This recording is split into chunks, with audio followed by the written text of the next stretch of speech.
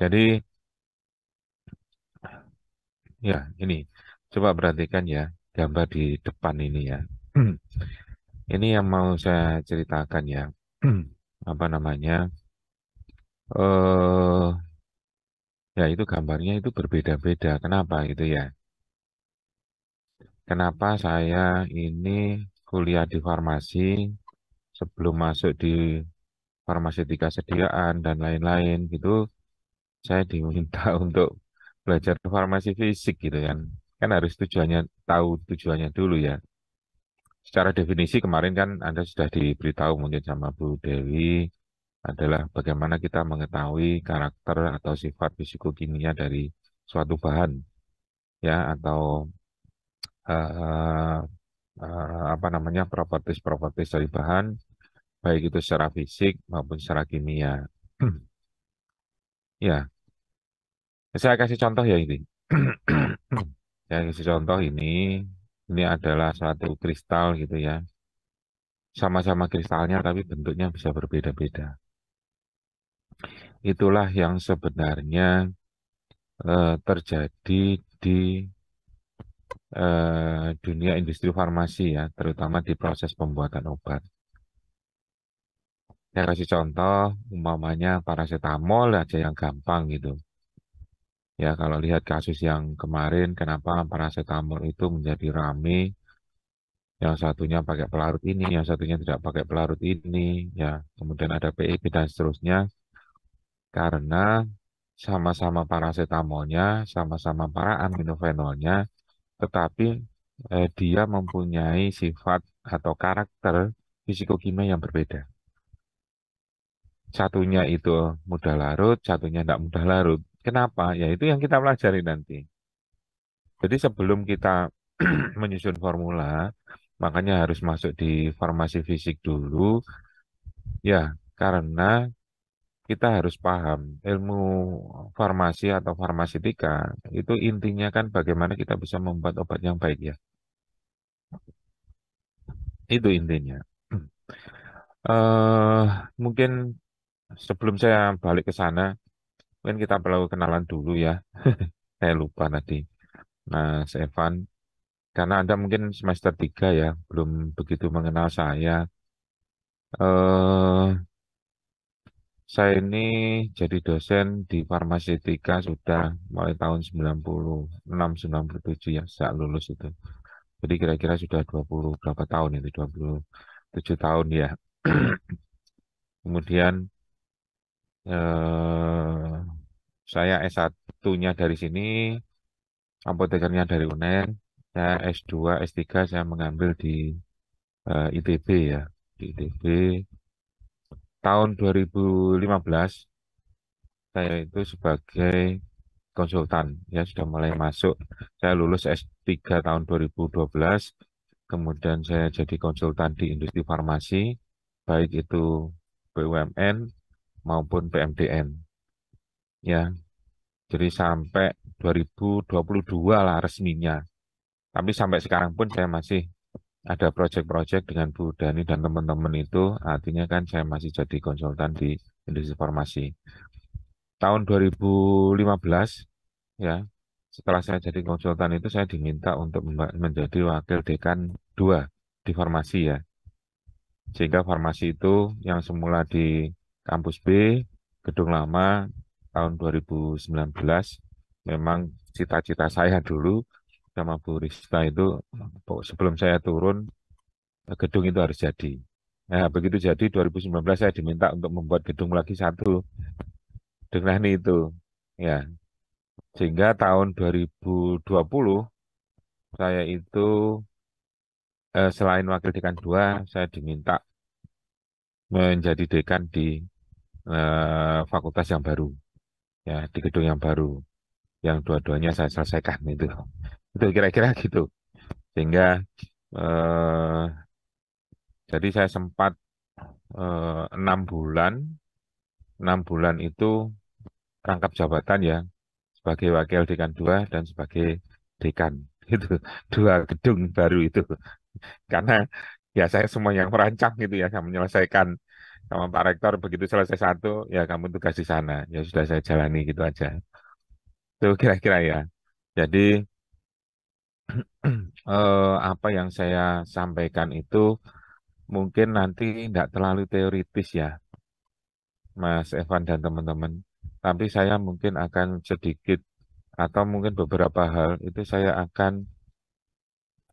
menceritakan hal-hal yang saya alami di industri. Ya, hal-hal yang saya alami di industri itu merupakan pengalaman yang mungkin cukup berharga buat Anda nanti ke depan. eh karena apa? Karena di industri itu eh, apa namanya? Karena dikejar target, jadi apoteker-apoteker yang di sana itu kesempatan belajarnya kurang. Hingga teoritisnya itu kurang, prakteknya yang banyak karena dikejar masalah efisiensi, masalah produktivitas dan seterusnya. Ya, oleh karena itu gabungan antara ilmu teoritis ini yang Anda pelajari dengan permasalahan di industri menjadi sangat penting. Jadi kalau kita belajar teori begitu di industri tidak ada gunanya kan percuma juga gitu. Ya, tugasnya konsultan itu ya gitu, menyatukan bagaimana teori-teori yang Anda pelajari itu mampu menyelesaikan masalah, mampu me, apa namanya kalau di industri obat itu ya mampu membuat obat itu tidak hanya dengan baik ya, tapi dengan efisien. Ya, saya juga mengajar di profesi ya S2 S3 juga, tapi di profesi itu saya mengajar masalah mutu ya. Jadi apa namanya? Penjaminan mutu terutama bagaimana kita bisa memproduksi secara efisien di industri farmasi. Dan itu saya lakukan waktu saya jadi konsultan di industri farmasi. Jadi tugasnya konsultan itu ya pertama ya kalau di PMDN ya atau swasta, bosnya minta buat obat ini ya kita rancang formulanya. Nanti bagian R&D itu akan mencoba, kemudian nanti kalau di R&D sudah dicoba, baru masuk ke bagian produksi. Ya, setelah proses produksi itu berjalan, nanti dilihat efisiensinya. Yang kamu buat itu, eh, katakanlah Anda buat 1 juta tablet gitu. Bisa nggak jadi mamanya hanya kehilangan 2% gitu. Kalau Anda praktikum perhatikan, Anda praktikum kan mesti yang hilang banyak ya. Kalau di industri nggak bisa. Industri itu kalau bisa, itu ya maksimal 2% lah gitu. Itu pekerjaan yang kelihatannya mudah tapi sulit ya bagi teman-teman yang di industri farmasi. Jadi kira-kira itu latar belakang saya, kenapa saya diminta untuk mengampu di farmasi fisik. Dulu sebenarnya saya di PJMA juga, cuma karena waktu saya sangat terbatas ya, ya bagi-bagi tugas gitulah. Saya mungkin hanya di farmasetika sediaan Solida atau DTPO sekarang ya. Itu ya. Jadi saya hanya ingin berbagi ke Anda semuanya eh, bahwa eh, apoteker itu sekarang sampai saat ini masih sangat diperlukan oleh industri farmasi. Tidak hanya hafalan-hafalan itu yang diperlukan. Sekarang semuanya kan sudah bisa digantikan oleh robot, digantikan oleh artificial intelligence, kan gitu ya. Anda kan tinggal ngomong aja, pakai ChatGPT, bilang aja obat untuk jantung ini. Gimana? Nanti kan dijawab. Ya Mas Evan ya. Iya kan? Farmasi fisik nanti aneh dijawab dia. Iya, betul enggak? Iya Mas Evan, pernah enggak nyoba? Coba pertanyaan sih, Prof. Coba aja. Loh, makanya dengan AI itu ada seperti dua sisi mata pisau ya. Satu sisi bisa mengefisienkan, mempercepat gitu ya suatu kinerja, tapi di satu sisi kalau Anda malas ya Anda akan tanya itu terus gitu. Oleh karena itu saya tidak akan terlalu banyak mempelajari ini, silahkan dibaca sendiri. Tapi konsep itu harus tetap ada. Itu sebenarnya apoteker itu di situ. Kalau Anda tidak mau tergeser oleh AI, Itu prinsipnya. Sekarang itu kalau saya boleh cerita, ini ya sambil nanti Anda kan materinya sudah saya berikan. Sekarang itu beberapa line industri, jadi industri itu kan ada apa namanya line-line gitu ya. Jadi momennya Anda buat paracetamol itu mulai awal sampai akhir gitu ya. Itu satu line gitu, satu ruangan gitu ya, atau satu garis lah. Atau Anda membuat sediaan injeksi gitu. Sediaan injeksi atau sediaan infus itu.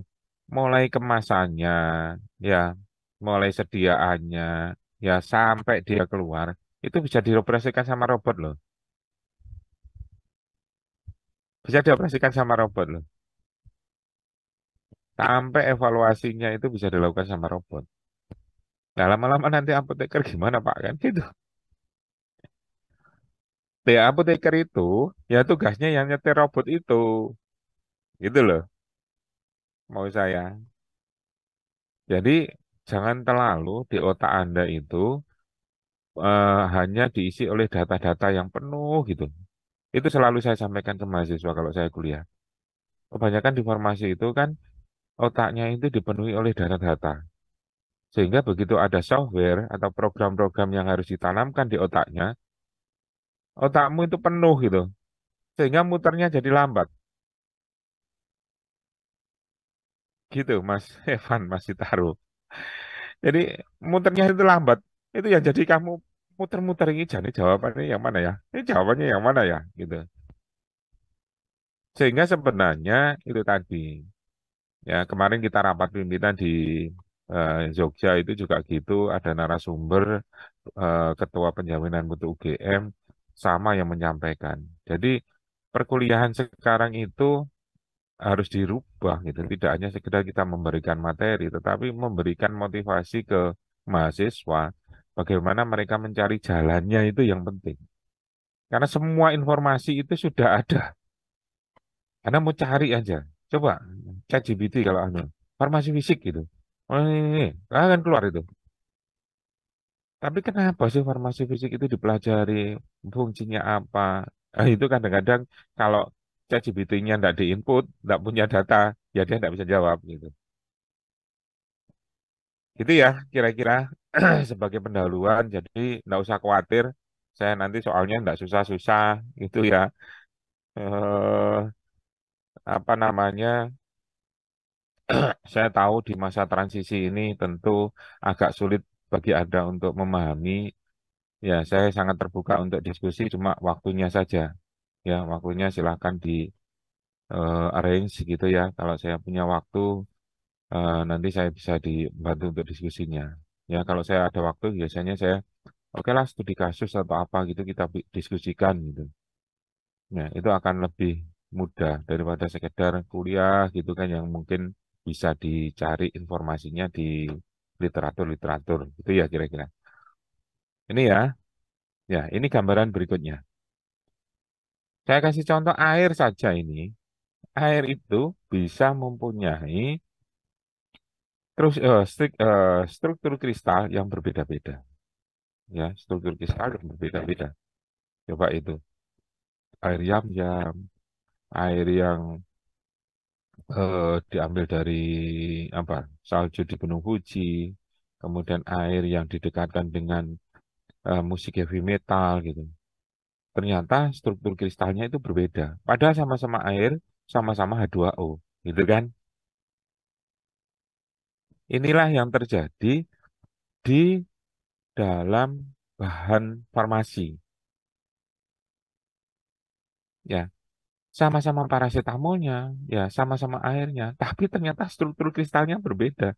Kalau struktur kristalnya itu berbeda, itu membuat sifat fisikokimianya berbeda. Kelarutannya menjadi berbeda, ya stabilitasnya menjadi berbeda, ya. Ya kayak kemarin paracetamol, yang jadi masalah itu kan gini, paracetamol nanti yang struktur kristalnya itu dalam bentuk ortorombik, itu kalau diberi air, buat sirup dikasih air aja dia larut. Tetapi kalau paracetamol yang struktur kristalnya terbentuk menjadi struktur kristal yang monoklinik, ya, yang berbeda, maka dia tidak larut di dalam air. Larutannya 1:70 gitu. Sehingga perlu ditambahkan apa namanya bahan untuk menambah kelarutannya sehingga muncullah PEG dan seterusnya. Itu sudah lazim digunakan. Ya, itu nanti kalau saya mau cerita yang masalah kemarin itu cukup panjang ya. Karena kenapa saya sampaikan gitu? Dunia farmasi itu ya uang yang beredar ya valuable-nya. Uang-uang yang beredar itu di dunia farmasi itu kira-kira sekitar 300 triliun. Kira-kira 300 triliun ya, bayangkan. Padahal APBN kita mungkin 1.000 triliun ya, sekitar 1.000 triliun lebih. Ya, waktu saya tahun 2019 nanti coba cari buku pidato saya pengukuhan guru besar ya tahun 2019. Itu anggaran untuk obat itu sekitar 270 triliun atau 170 triliun gitu. Untuk obat saja ya. Begitu ada COVID-19, anggarannya naik menjadi sekitar 450 sampai 500 triliun. Bayangkan, hampir setengah dari APBN kita digunakan untuk obat dan pengobatan. Nah, siapa pengusaha siapa yang nggak ingin masuk di sana? Pada saat COVID-19, satu-satunya industri yang tidak mengalami kebangkrutan adalah industri obat.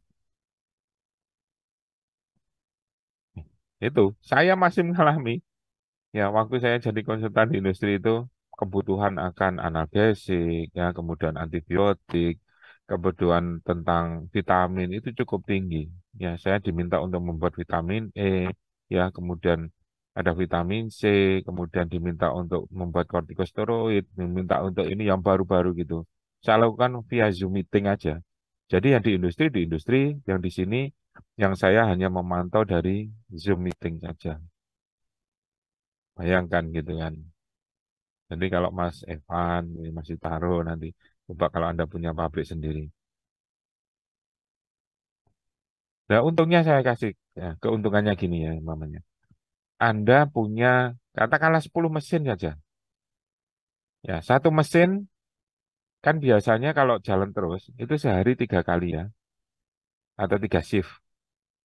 Ya, kalau satu kali produksi itu Anda 1 juta tablet saja. Anda mengambil keuntungan satu tabletnya itu mungkin 100 rupiah gitu aja. 100 rupiah gitu kan. Dikalikan sehari itu 3 shift ya, berarti kan 300 rupiah. 300 rupiah dikalikan 10 mesinnya, itu kan, berarti 3.000 rupiah, itu kan, ya, itu satu. Dikalikan masing-masing 1 juta kan tadi kan, berarti berapa ratus juta. Itu satu item loh. 300 juta itu satu hari. Nah, kalau Anda produksinya, mamanya, oke lah, produksinya cuma 20 kali aja, mamanya enggak full kapasiti. Nah, 300 juta kali 20 itu berapa miliar itu? 6 miliar kan? Itu satu item. Nah, itu caranya. Kenapa? Kalau Anda bisa mengelola industri farmasi itu dengan baik, eh, keuntungannya cukup besar. Ya, tapi jangan lupa karena Anda adalah profesi kesehatan juga, tentu misi-misi sosial, misi-misi kesehatan harus tetap diperhatikan, penjaminan mutu dan seterusnya. Ya, kira-kira itu di industri farmasi itu kira-kira gitu. Kalau nanti ada yang ingin diskusi, silahkan saja. Di awal ini saya hanya memperkenalkan konsep dasar saja. Jadi bahan obat itu ternyata oh gini, ternyata berbeda meskipun sama-sama paracetamolnya, sama-sama asam efenamatnya, itu ternyata jika strukturnya itu berbeda, susunan atom atau molekulnya berbeda, maka sifat fisikokimia berbeda. Kalau sifat fisikokimia berbeda, tentu nanti efeknya juga berbeda, kan gitu. Ya, itu akibatnya dari sana. Ya, ini jadi farmasi fisik ini mendasari dalam penyusunan dosis form atau sistem pengantaran obat, ya, jadi di sana. Nanti silahkan. Ya ini kita itu harus mempelajari, ya, mempelajari eh, ini ya, baik itu bahan aktif, aktif pharmaceutical ingredient maupun excipient. Excipient itu sekarang menjadi sangat penting ya. Sampai saat ini kita masih ada project dengan salah satu perusahaan. Nanti mungkin kalau Anda ketemu sama Bu Dani, Bu Sari, ya mungkin akan menceritakan kita punya project-project dengan industri. Ya, itu bagaimana membuat suatu sediaan yang bisa memenuhi persyaratan gitu. Tuh, jadi eh, industri farmasi kan selalu berkembang ya, selalu berkembang, selalu ada sesuatu yang baru, selalu ingin meningkatkan produktivitas, meningkatkan apa jumlah item yang diproduksi sehingga kesempatan itu menjadi cukup besar untuk farmasi. Ya, ini adalah obat-obat macam-macam mungkin Anda sudah dikenalkan ya sama kuliah-kuliah sebelumnya. Sekilas gitu ya, kalau saya sampaikan apa diagram alih pengembangan sediaan farmasi di skala komersial ya sampai pemasaran itu cukup panjang. Ya kebetulan saya juga terlibat waktu awal-awal ini ya apa COVID-19 pembuatan obat koktil gitu ya. Mungkin tidak tahu Anda paham apa enggak. Kombinasi beberapa obat itu waktu itu saya dengan Pak Andang. Kemudian sampai ke vaksin merah putih itu ya. Nah, prosesnya memang cukup panjang. Waktu itu sudah saya sampaikan ke Pak Rektor. Pak Rektor, kalau ini kita pandemi, kemudian kita baru starting, nanti mungkin COVID-nya sudah hilang, kita baru selesai Pak Rektor. Dia bilang gitu. Pak Rektornya, ya sudahlah, pokoknya kerjakan aja dulu gitu. Ya, tahun 2020-an itu. Ya, karena prosesnya mulai new molecule discovery, artinya ini yang normal ya. Makanya kemarin di awal-awal pandemi itu kan sebenarnya Anda masih SMP atau SMA ya. Itu kan vaksin-vaksin yang diberikan oleh apa AstraZeneca dan seterusnya itu kan izinnya itu bukan izin edar ya. Jadi apa darurat gitulah, izin darurat saya lupa apa namanya itu ya. Jadi karena kedaruratan itu sehingga vaksin itu digunakan dengan tentu mempertimbangkan efek sampingnya. Nah, sementara karena kita prosesnya ya Indonesia kan fasilitasnya kurang lengkap ya untuk bisa diuji di apa hewan ya, atau monyet apa itu. Itu kita harus mendatangkan dari luar ya nanti ketahan di Singapura lama gitu. Itu yang membuat kadang-kadang lama. Makanya di tahun ini mudah-mudahan ya UNER itu mendapatkan anggaran hibah sekitar 200 miliar lebih. Kita fokuskan untuk pembelian alat-alat yang support terhadap pengembangan obat. Karena saya yakin ke depan itu eh, apa namanya perangnya itu sudah tidak lagi perang-perang senjata gitu ya, tapi perang penyakit itu yang mungkin akan terjadi. Prediksi saya seperti itu. Sehingga UNER tentu membangun fasilitas-fasilitas itu. Ya, sekarang COVID-19 selesai, sekarang ada lagi apa itu eh, virus monyet gitu ya, ya. Ya, nanti akan datang lagi itu, akan terus-terus seperti itu. Ya, makanya di dunia pengobatan itu selalu dinamis ya karena itu, Mas. Ya, itu juga yang membuat apoteker itu harus siap untuk di sana. Anda itu tidak hanya sekedar di pelayanan ya, tapi bagaimana drug discovery, ya, eh, drug development gitu itu menjadi penting. Siapa nanti yang buat itu kan susah. Sekarang pun ya, ini kalau saya boleh cerita sedikit ya. Memang dasar saya itu di farmasi, kebetulan saya di apa fakultas yang ini baru itu kan ada juga yang rekayasa nanoteknologi. Saya sudah tahun lalu saya muter-muter di empat perguruan tinggi terbaik di Jepang gitu ya.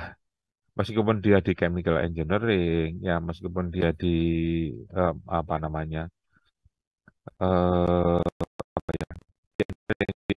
chemistry atau di manapun, ternyata yang diudak-udak itu obat, Mas. Jadi tidak murni seperti di UNER gini ya. Kalau kimia urusannya apa? Kalau anu di sana saya diskusi sama profesornya, loh, kamu kok neliti ini? Iya, ini saya neliti sama teman saya. Ya, teman saya dari farmasi. Saya mengembangkan obat-obat gini, gini, gini, gitu kan. Itu gitu. Terus kemudian kemarin saya ke Eropa ya.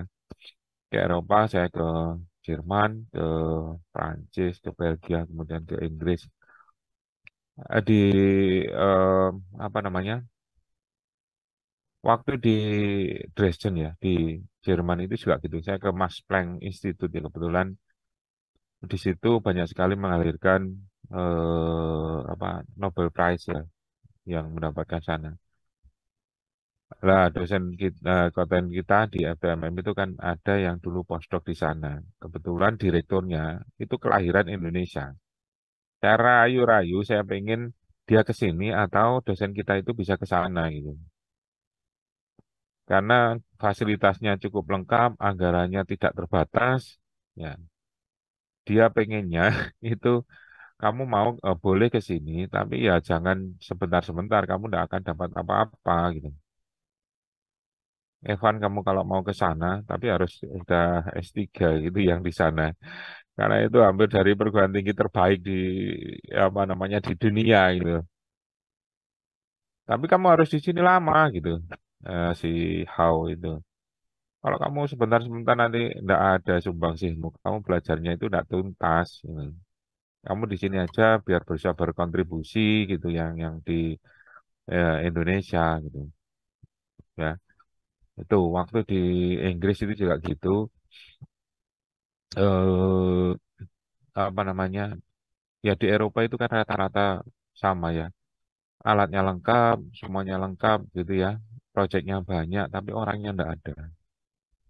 Dosen kita saya tinggal di sana untuk postdoc gitu ya di Bradford. Kemudian nanti saya berencana untuk mahasiswa S3 dari farmasi sini. Mudah-mudahan tahun depan bisa ke sana. Ya, jadi kesempatan itu anu apa namanya luar biasa, Evan. Silahkan nanti ya jangan mau try di Indonesia lah. Indonesia wis apa namanya sudah mulek kayak penduduknya 270 gitu kan. Kamu sekolah aja rebutan gitu ya. UNER dirikan, ITS dirikan, UNESA dirikan, wes bu, ngarepe. Kalau Anda pengen yang terbaik tentu harus punya persepsi yang lain ya untuk berkontribusi buat negara. Ya, itu mungkin ya. Kira-kira gambarannya seperti itu di dunia. Tidak ada lagi sekarang belajar itu monodisiplin. Jadi multidisiplin. Pengembangan itu tidak hanya satu orang bisa mengembangkan macam-macam gitu, enggak. Ya, saya berharap Anda semuanya, Mas Nabil, Mas Sitaro, Evan, dan teman-temannya ya, mulai dibuka persepsinya gitu ya. Anda oke lah sebagai core keilmuan Anda belajar farmasi. Tapi nanti kalau mamanya ada yang langsung kerja gitu ya, Anda harus belajar ekonomi juga deh. Kelemahan lulusan kita kalau bekerja di industri itu, karena kita itu seringkali terlalu pinter di dunianya. Tapi waktu diajak ngitung-ngitung masalah bisnis, nah itu, kamu nggak ketemu. Kamu bisa membuat formula banyak, formula bagus, ya, tapi begitu nanti dihitung, ternyata biayanya jauh lebih tinggi. Nah itu pengalaman saya betul. Waktu saya di industri ya, saya bisa membuat sediaan farmasi itu bagus gitu ya. Oke, saya buat di solusinya memenuhi, ya kekerasan, kerapuan, semuanya memenuhi. Ya, bahkan lebih baik dari inovatornya. Tapi kemudian pas saya ke sana, kepala pabriknya menemui saya, Pak, ini tidak bisa dilanjutkan. Kenapa? Lu semuanya lo mau ini. Harganya Pak yang tidak masuk. Jadi formula terbaik saya itu ditolak, bukan nggak apa-apa. Yang menolak itu adalah bagian akuntansi, karena yang lainnya bisa memproduksi lebih murah daripada yang saya buat. Gimana kamu perasaanmu gitu? Artinya itu kan persepsi yang berbeda gitu. Nah, itu saya dan komentar-komentar dari teman-teman yang di industri gitu. Kita itu seringkali, padahal keilmuan kita itu apa namanya hanya digunakan untuk mengatasi keilmuan, tidak sampai ke arah ekonomi. Artinya nanti industrinya itu untung enggak, tadi ya harganya itu masuk enggak, itu harus menjadi pertimbangan. Ya, kalau kamu di kampus kan kadang-kadang "Wes, pokoknya ini dibuat selesai anu." Nah, termasuk analisis itu kalau kamu bisa lebih efisien. Sekarang kan di dunia seperti itu. Mana yang tidak efisien itu yang akan kandas gitu ya, kira-kira gitu. Jadi ini alur pengembangan sediaan, sekali lagi mulai product development, ya scale up, produksi dan seterusnya. Ya ini gambarannya aja singkat. Ya, ini tadi ya proses pengembangan obat baru. Ini kan ada tahapan-tahapannya. Ya Indonesia itu yang politisnya cukup tinggi juga. Lainnya itu bisa ya emergency use apa application atau apa gitu. Dulu itu yang vaksin-vaksin itu kan memang bisa digunakan untuk penggunaan emergensi. Nah Indonesia itu pas mengembangkan tidak boleh. Kalau melewati ini ya lama lah. Ya akhirnya begitu kita sudah approval sekarang ini di 2000 tahun lalu ya 2023 itu kan vaksin merah putih sudah resmi ada. Itu sudah ngebut sekali itu 3 tahun. Tapi kan COVID-nya sudah hilang. Mau dijual kemana?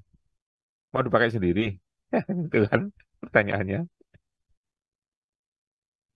Itu. Jadi momentum itu sekarang menjadi cukup penting. Ya, ini kalau normal itu segini, Mas. Jadi pengembangannya mulai basic research. Kan kita waktu itu cepat sekali, ya beberapa bulan setelah itu kita bisa menemukan kira-kira vaksin yang tepat itu apa. Kemudian sudah uji preklinik. Nah ini sempat ditolak. Repot kalau sama negara sendiri itu. Padahal saya ikut ini ya. Kemudian clinical trial ini sudah 2021. Kita bisa sampai 1 tahun, 2 tahun ya. Akhirnya pas approval ini 2023, COVID-nya udah hilang. Nggak tahu lagi saya kan. Mes, mungkin bisa ditanyakan di rumput yang bergoyang gitu ya. Ya, itu artinya apa? Momentum itu menjadi sangat penting. eh Anda perhatikan. Ya, jadi kalau mamanya di industri nanti eh, sebagai informasi ya, kalau Anda diminta oleh manajernya atau kepala pabriknya, bisa enggak gitu ya bisa. Wes, jangan pernah jawab tidak bisa.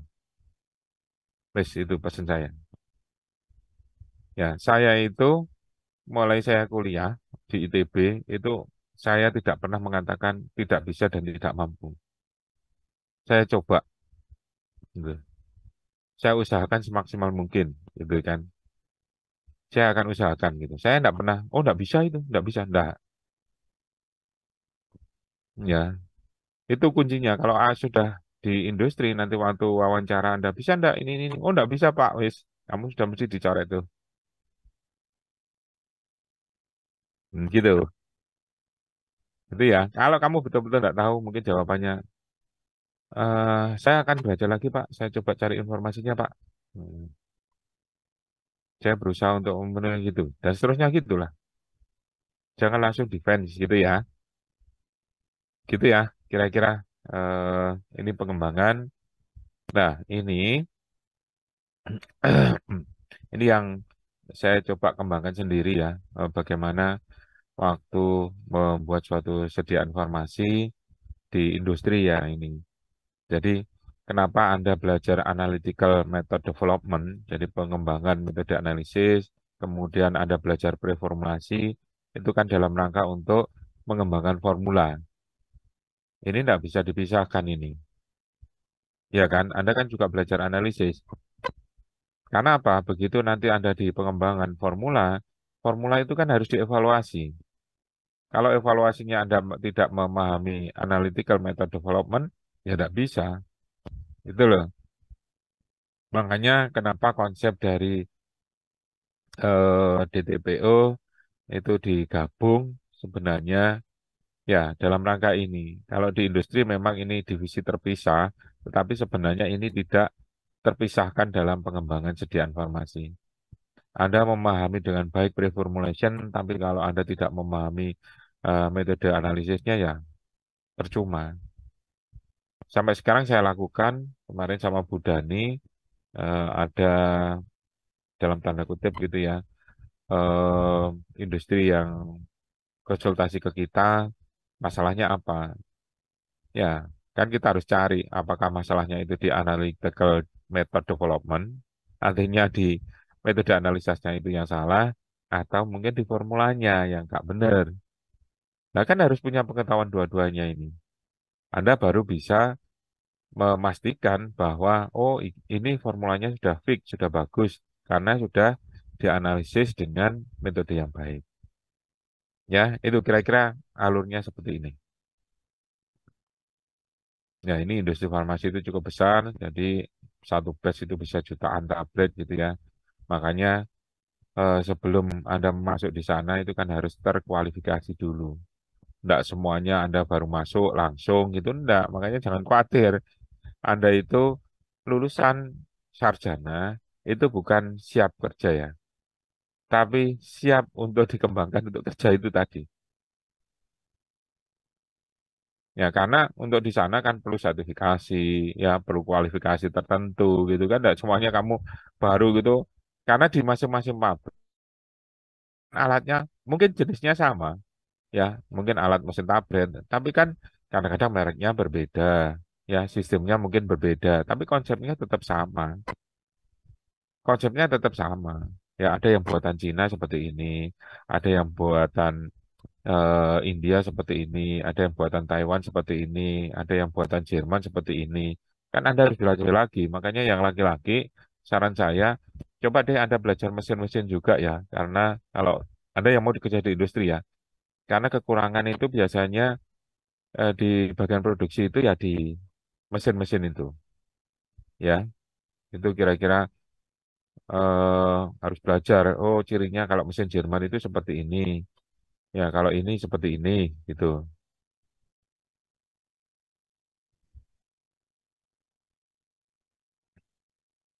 Tuh, kira-kira. Ya, ini saya tidak akan keluarkan ini, tapi Anda mungkin sedikit tahu bahwa untuk proses pembuatan tablet itu prosesnya mungkin dari bahan aktif, ya, kemudian dimilling, dikecilkan, dicampur, ya, digranulasi, dikeringkan. Ini nanti ini. Tapi bahwa ini adalah proses yang berkesinambungan, yaitu apa namanya? Anda perlu tahu. Jadi di farmasi itu tidak sekedar buat gitu langsung ya. Jadi langsung di ini ya, langsung di serbuk-serbuk kemudian langsung dicetak gitu enggak ya, lewat pengecilan ukuran partikel, lewat ini, lewat ini ya, pengecilan ukuran partikel, nyampur, granulasi ya, kemudian pengeringan dan seterusnya. Ya itu akan dipelajari di tahapan berikutnya ya. Tapi gambarannya, oh ternyata bahan aktif dan eksipien itu ada perlakuan-perlakuan. Oleh karena itu, Anda harus memahami sifat dari bahan aktifnya itu. Kalau dipanaskan bagaimana, kalau di grinding bagaimana, kalau kena air bagaimana, itu harus tahu.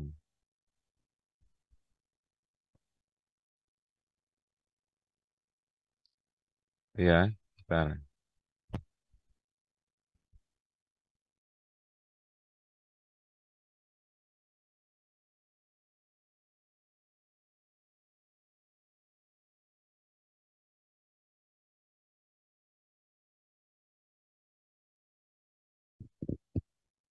baik, saya lanjut.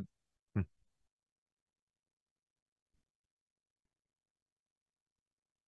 Eh, bentar.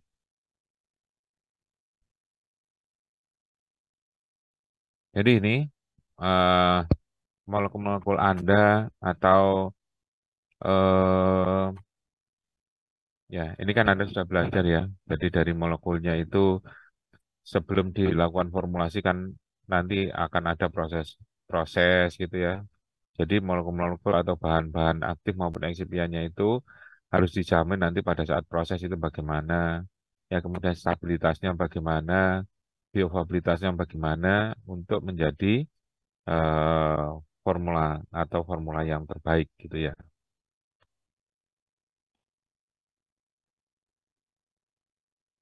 Jadi farmasi fisika ini belajar macam-macam, tidak hanya fisika saja, kimia tapi juga biologi. Ya, dulu saya ingat betul anaknya temen ya dosen gitu. Fisika sudah susah, ya, digabung sama farmasi gitu, farmasi fisik ya tambah susah gitu kan. Enggak, ini gampang kok. Ya, karena sudah mempelajari ke bahan-bahan farmasi itu aja lebih khusus.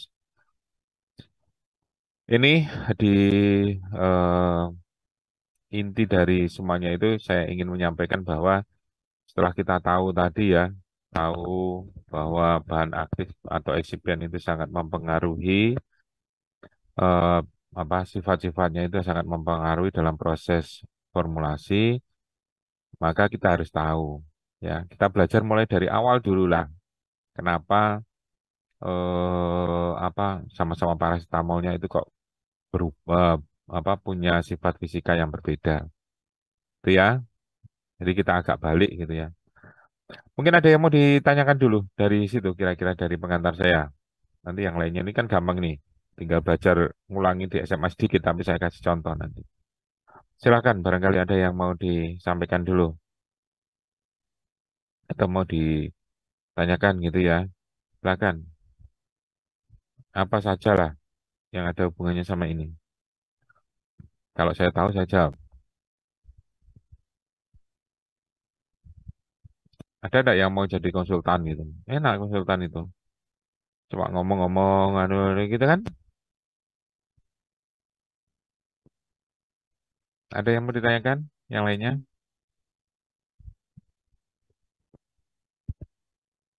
Silakan Mas. Hmm,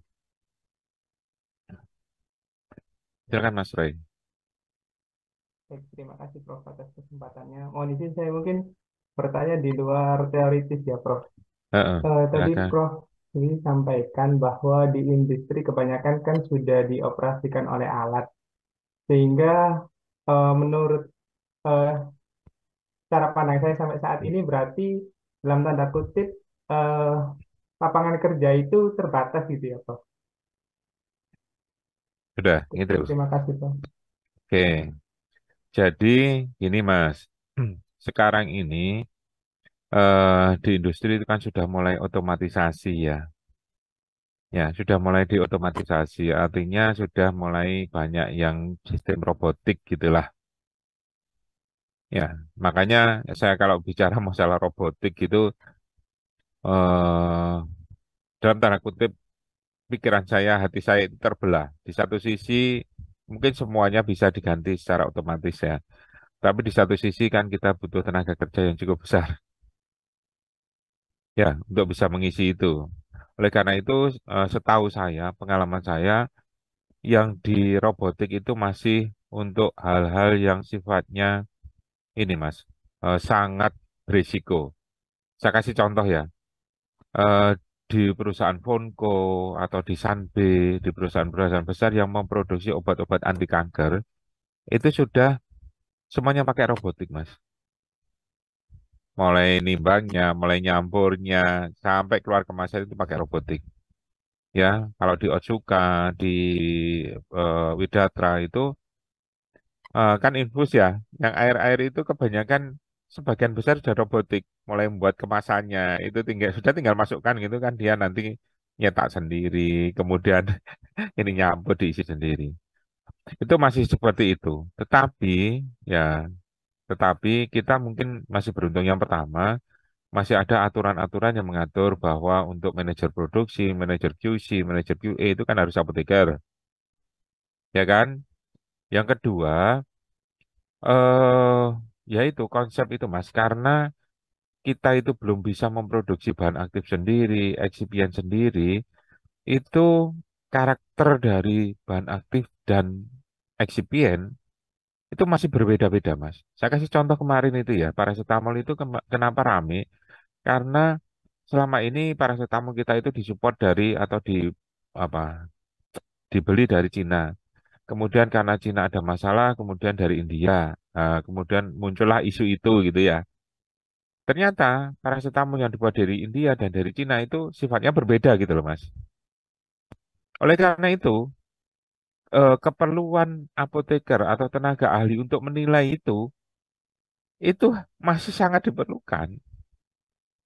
Jadi Anda itu tidak diperlukan untuk operasional-operasional yang sudah bisa digantikan oleh apa mesin, oleh artificial intelligence, tapi pemikiran-pemikiran Anda untuk bisa mengetahui, oh bahan aktifnya atau eksipien yang datang dari Cina, yang datang dari supplier ini sifatnya bagaimana, sehingga Anda bisa menilai, kemudian Anda bisa menentukan, oh formulanya harus ada perubahan seperti ini, oh prosesnya harus merubah seperti ini.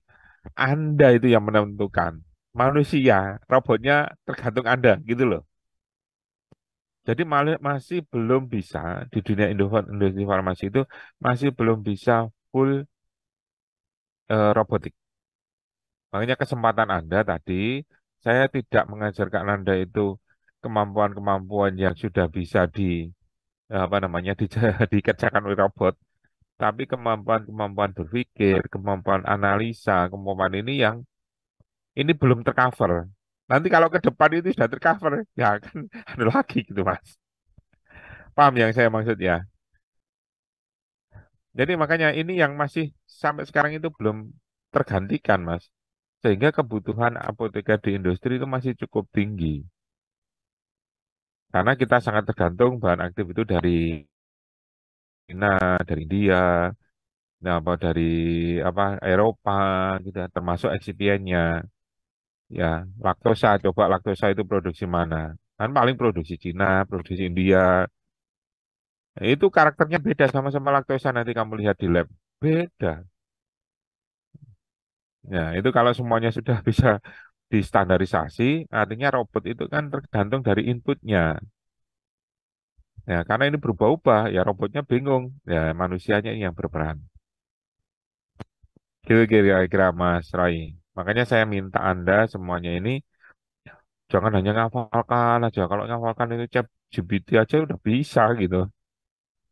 Tapi ya bagaimana membangun pemikiran, membangun konsep gitu ya. Oh, nanti kalau saya membuat ini itu apa dulu? Saya harus memahami apa. Nah, itu yang lebih penting, tidak sekedar tulisan-tulisan itu gitu. Gitu Mas Roy. Ya, bagus sekali itu pertanyaannya. Ada lagi? Gitu. Ya, ada lagi? Ya, silakan Mbak. Mbak apa? Patrick. Ya, silakan Mbak. Oke, nanti bertanya Pak.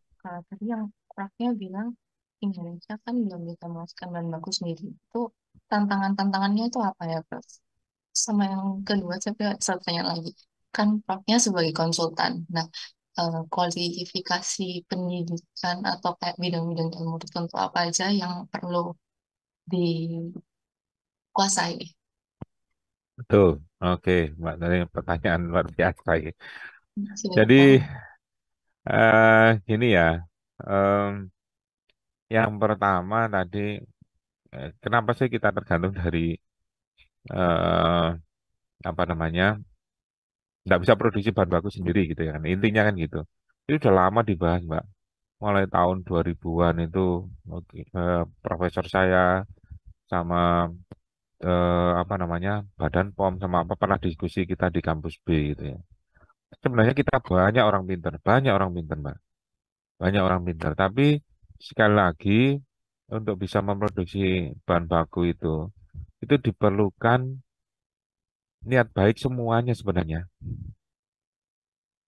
Pinter aja tidak cukup gitu. Makanya kalau bisa nanti anda itu ya bisa jadi apa presiden lah, pasti anggota DPR gitu. Supaya ide-ide kita itu bisa bisa direalisasikan.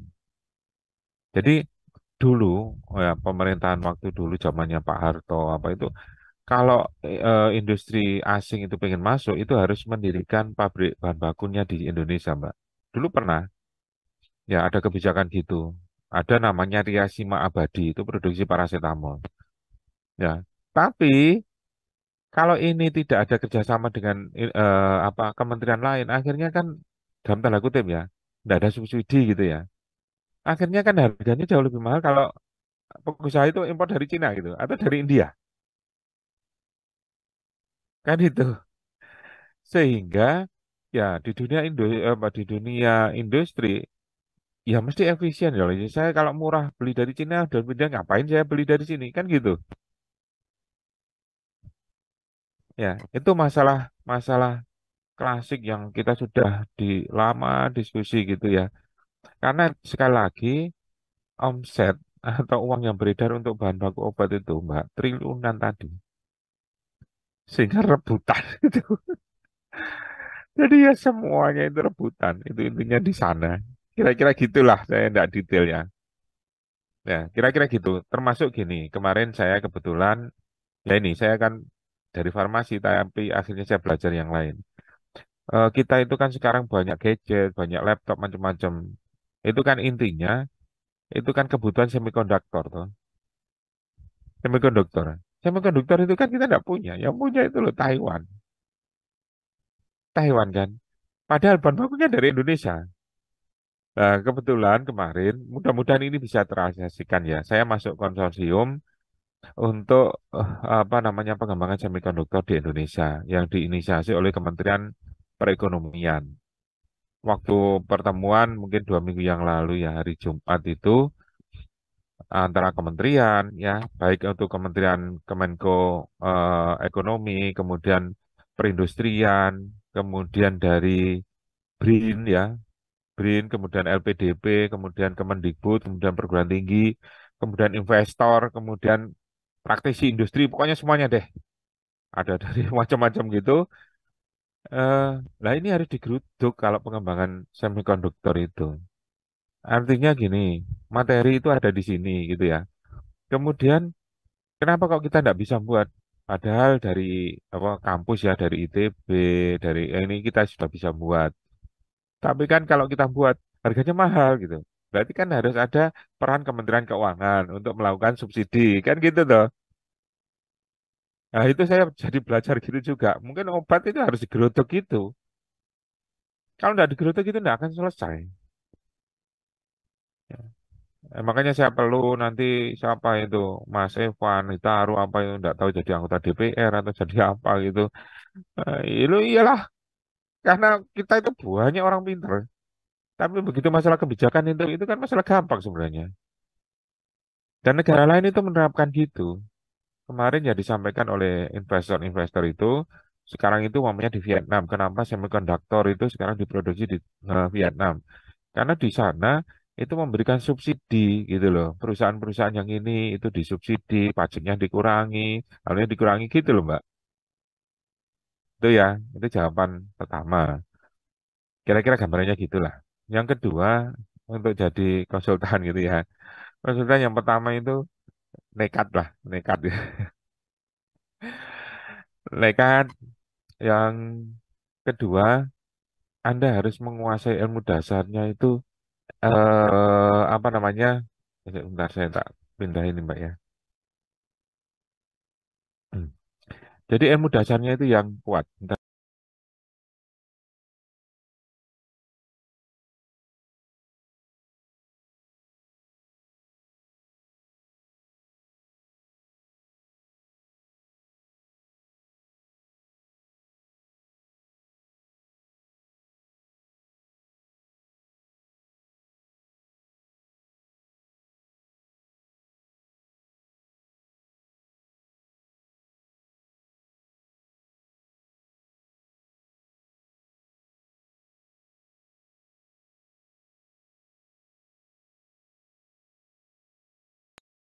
Jadi balik lagi ya. Jadi mohon maaf.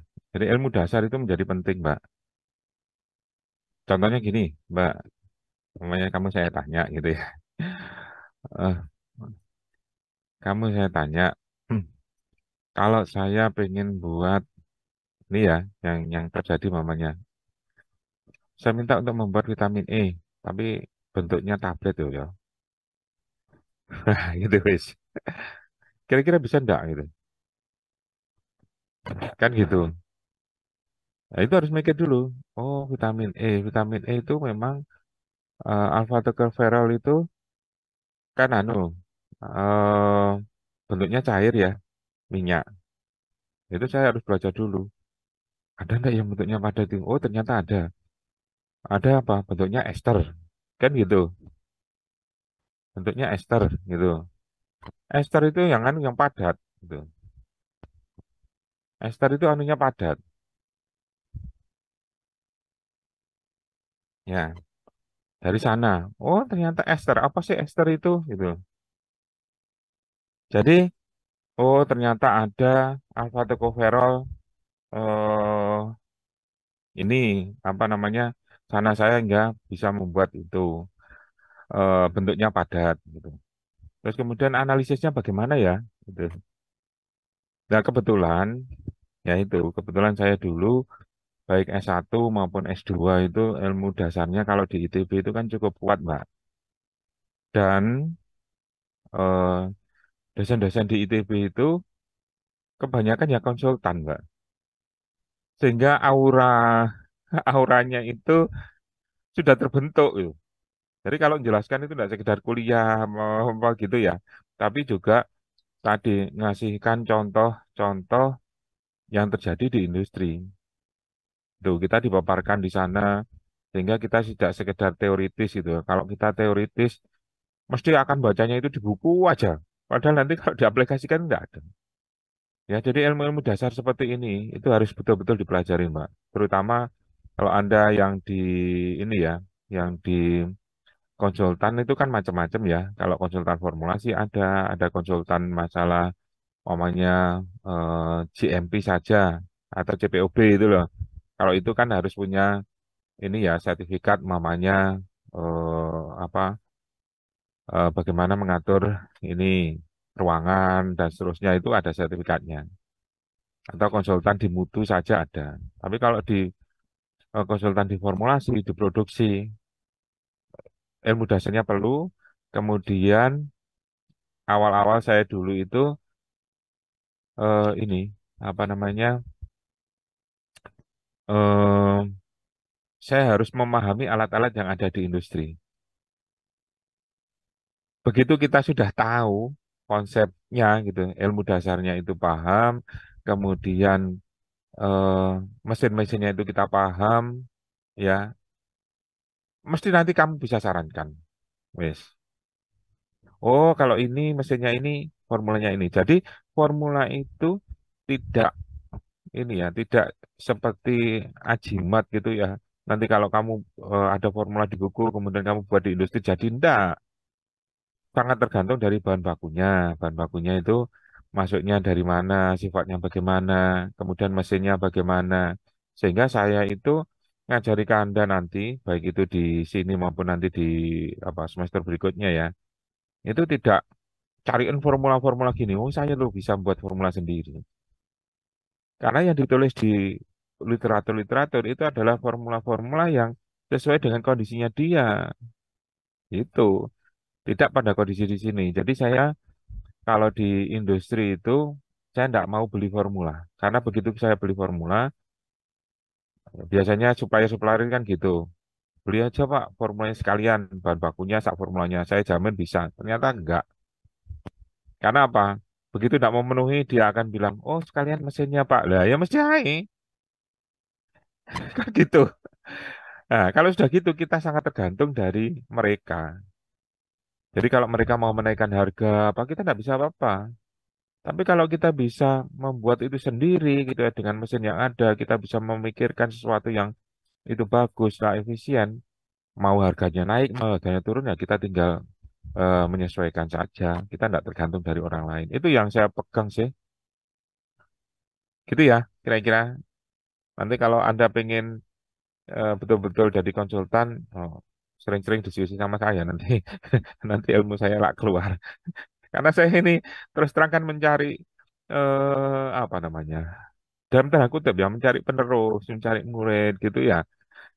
Eh, Susah karena dulu eh, promotor saya, pembimbing saya itu semuanya konsultan ya, Prof. Husin Agus, Prof. Charles JB Siregar, kemudian Yayat Cahyati, itu konsultannya sampai sekarang pun masih ya, di apa Jakarta itu, eh apa namanya, mulai Tempo gitu ya, kemudian Kalbe Farma, kemudian Sanbe, kemudian Paros, ya Paros yang di Jakarta ya, sampai sekarang pun beliau sudah sangat sepuh itu masih di Jawa Timur di Sidoarjo itu apa itu itu masih Mbak. Tapi kalau konsultan tidak ada waktu habisnya, selama Anda masih bisa mikir masih oke, gitu ya Mbak Betik ya. Baik, Prof. Ya, terima kasih banyak Prof atas informasinya. Gitu ya kira-kira. Oke, ini hanya belajar, jadi makanya saya setelah cerita gitu, nah ini kan gampang. Kita balik lagi ke ilmu dasar. Kenapa sifat dari bahan itu berbeda? Ya, bahan itu adalah kumpulan molekul-molekul. Ya, kemudian ada padat, cair, gas gitu. Kenapa mereka kok berubah padat, gas, cair gitu ya? Karena intensitas molekulnya, tekanannya, suhunya itu kan sudah biasa ya. Anda tinggal bisa apa baca aja sendiri. Oke.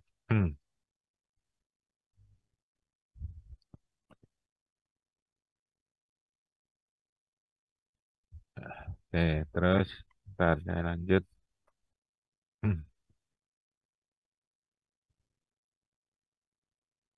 Nggak mau ya.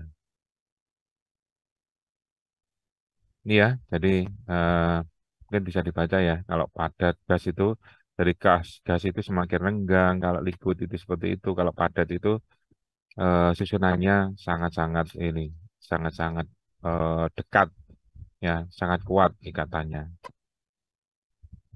Ya ini saya tidak akan keluarkan ini, saya tidak hafal ini. Nanti mungkin eh nanti kalau Pak Bimo, Abimata itu kemarin dia sekolah di King College di London ya, saya ketemu. Belum selesai ini masalah sama pembimbingnya belum selesai. Dia masalah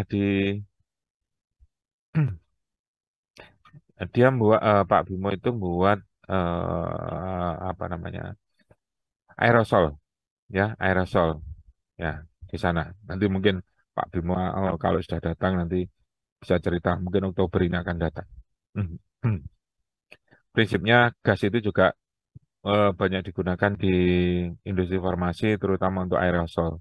Tapi di Indonesia itu masih masalahnya masih repacking ya. Dari luar nanti di labelin di Indonesia. Ya, karena mungkin pasarnya hanya terbatas ya beberapa saja untuk apa salbutamol, untuk yang asma dan seterusnya itu. Ini aplikasinya mungkin kalau ini ujian ya ada satu contoh lah, satu dua contoh gitu. Ini kalau sifat-sifat zat cair itu harus tahu ini kalau Anda buat sirup, buat apa eh, suspensi dan seterusnya itu ada konstanta dielektrik, ya, ada kelarutan, viskositas, momen dipol dan seterusnya. Nah, ini saya mulai masuk sedikit di sini. Ini nanti cukup sampai di sini aja dulu. Jadi tadi yang saya cerita kenapa paracetamol itu sama-sama paracetamol tapi berbeda. Zat padat itu kan berisi ion, atom, atau molekul yang tertata pada packing yang tetap ya, seperti tadi. Nah, klasifikasi zat padat itu, ini, jadi zat padat itu bisa diklasifikasikan atau digolong-golongkan menjadi ini, tiga mamanya. Kalau menurut ikatannya, itu zat padat ada yang terikat dengan van der Waals, hidrogen, kovalen, ionik gitu ya. Kalau lihat strukturnya, ya, itu ada yang kristalin, ada yang non-kristalin. Kemudian kalau dilihat sifat fisiknya itu ada yang isotropik, ada yang anisotropik gitu. Jadi kalau ini isotropik itu yang sifatnya homogen, nanti arah kristalnya itu pada semua bidang kristalnya. Jadi sifatnya tidak tergantung dari arah bidang kristal. Saya kasih contoh namanya NaCl ya atau garam NaCl. Itu garam ikatan ionik tapi mudah larut. Karena apa? Karena sifatnya isotopik. Jadi dia atomnya itu tidak tergantung arah bidang kristalnya karena panjang, lebar, tingginya itu sama. Ya, kalau anisotropik, lah ini sangat tergantung tadi paracetamol itu. Ya, ini aja. Terus ikatan molekul, itu ikatan molekul ada yang intermolekular, jadi tarik menarik antar molekul dan intramolekular. Jadi di dalam molekulnya ini Anda harus tahu. Jadi zat padat itu ada yang terikat dengan atom-atom yang di dalam molekul, ada yang antar molekul. Nah, ini saya kasih contoh. Ini ya, kalau intermolekular ini yang terlibat van der Waals, hidrogen, kovalen ini. Kalau intra itu ionik, polar dan nonpolar. Umumnya gaya intermolekular itu lebih lemah daripada intra. Ini ya, contoh mamanya. Untuk menguapkan satu molekul air itu dibutuhkan energi 41. Tapi untuk memutuskan ikatan OH dari OH lainnya itu butuh 930 kilojoule. Ini sangat penting nanti kalau Anda ingin solusi mamanya atau kelarutan itu harus tahu intra dan intermolekulnya ini. Karena contoh ya, mamanya bahan obat strukturnya banyak OH-nya. Oh, kelihatannya mudah gitu ya, mudah larut karena gampang berikatan dengan OH air. Tapi kenyataannya dia berikatan dengan dia sendiri itu cukup ini ya, cukup kuat sehingga kelarutan dengan airnya malah kurang. Itu ya. Ini kemudian ya ini untuk mengukur gaya intermolekular bisa dengan boiling point, melting point atau dengan delta H evaporation. Ini jenis-jenis ikatan ya, jenis-jenis ikatan eh, apa tadi molekul ikatan van der Waals itu apa bisa dibaca lah sendiri ya, gaya tarik dipol-dipol gitu ya. Ada 4 faktor yang mempengaruhi kekuatan London ini. Ukuran molekulnya, ya, jumlah atom, massa molekul, bentuk molekul. Ya, ini keluar dari MCQ aja lah. Ikatan hidrogen Anda sudah tahu semuanya lah. Ya, ini di Martin ya. Itu antara hidrogen fluoride. Jadi antara molekul satu dengan molekul lainnya yang terisi oleh ikatan hidrogen itu. Ya, sifat fisik ya yang dipengaruhi oleh gaya antar molekul ini. Makanya saya balik lagi tadi ya, setelah saya cerita yang besar, saya masuk ke bawah. Ternyata mamanya ada ikatan antar molekul ini gitu ya. Sifat fisik apa yang mempengaruhi? Oh, titik didihnya akan berbeda. Ya, semakin kuat gaya antar molekulnya, tentu titik didihnya semakin tinggi kan gitu. Kemudian tegangan permukaan, gitu ya. Kemudian viskositas. Jadi viskositas kenapa ada yang satunya encer, ada yang satunya enggak? Ya karena gaya antar molekulnya itu berbeda ikatannya. Dari sini, penjelasannya itu dari sini. Termasuk tekanan permukaan. Tekanan permukaan air itu kan tinggi. Dikasih garam tambah tinggi lagi gitu. Ya, kenapa kok bisa gitu? Kalau itu enggak, berarti kapal itu bisa tenggelam kan gitu.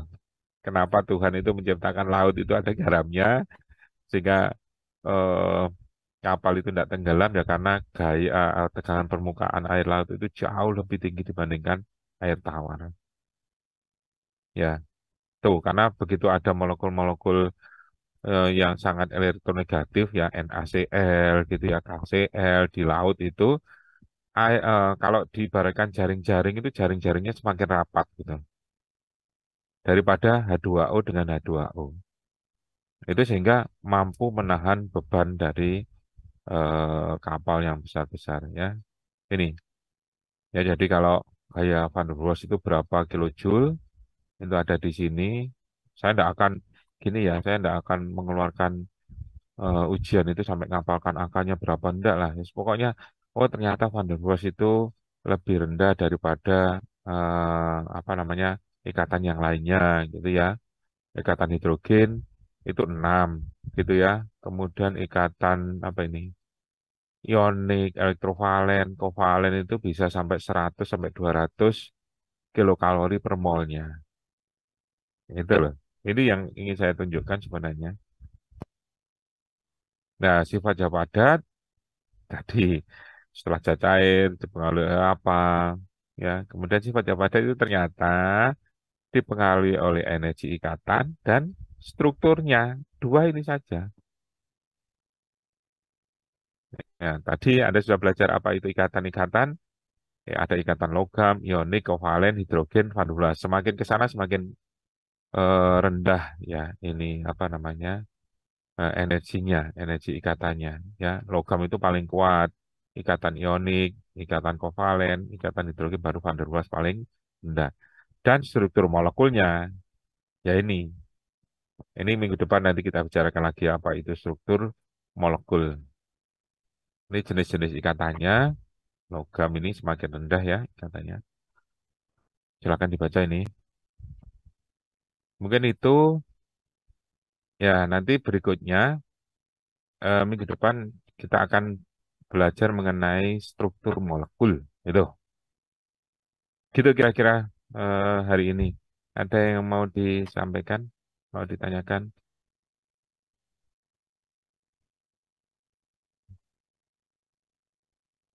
Ya, tutup dulu. Ada yang belum absen? Misi Pak, Heeh. saya belum presensi. Nah, siapa Mbak? Atas nama Adiba Pak. Adiba. Oke, Cuma ada lagi? Ada masih 3 orang? Ada lagi? Ada yang belum? Saya Prof, saya belum. Bagi Fari. Iya, Ahmad Rizky sama Muhammad Fajranto ada? Nggak ada? Atau mundur? Enggak ya. Oke, 2 orang ini enggak ada ya. Nanti kalau saya close. Yang lainnya sudah absen semua ya. Fari tadi sudah, Adiba sudah. Ada yang mau ditanyakan? Sementara itu ya, materinya sudah saya eh, masukkan di chat. Nanti mungkin kalau ada waktu di Evan tolong saya dihubungi ya. Mudah-mudahan saya ada waktu. Itu ya. Oke, cukup ya. Nanti kita cerita-cerita lagi lah. Itu lebih penting. Kalau ini kamu tanya di chat aja mau keluar semua itu. Oke, mungkin itu yang bisa saya sampaikan. Kurang lebihnya mohon maaf. Kita akhiri. Billahi taufiq wal hidayah. Wassalamualaikum warahmatullahi wabarakatuh. Waalaikumsalam Terima warahmatullahi kasih, wabarakatuh. Prof. Waalaikumsalam warahmatullahi Makasih wabarakatuh. banyak, Terima Prof. kasih, Prof.